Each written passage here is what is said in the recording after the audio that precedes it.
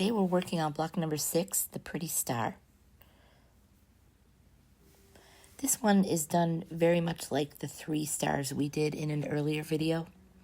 You're just going to go from point to point and then anchoring that stitch in the little elbow between the 2 points.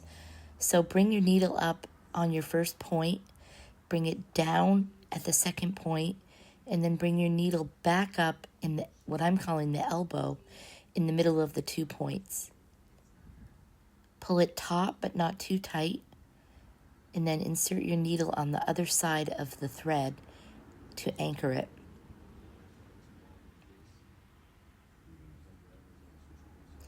Continue on to the next set of points.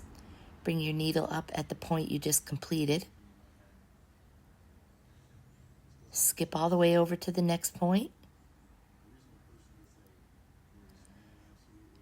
and bring it up at the elbow, and then anchor it down with a little stitch. Please ignore my thumb. I had a very bad burn from a steam iron. Such is the life of a crafter, I suppose.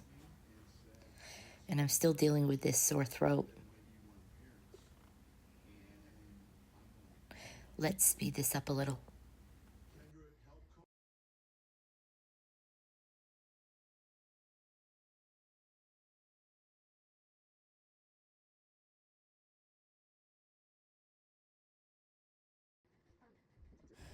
Okay, we're almost done going around the star for our first time.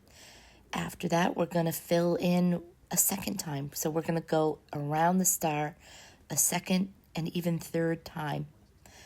You're going to go around the star until you've filled most of it in. And then after that, you're going to fill the rest of the sections in with a simple satin stitch. Then after that, we're going to fill that center area. We're using all 6 strands, by the way, and we're using OTF threads G67. Okay, I filled that gold area in going around 3 or 4 times with that star stitch.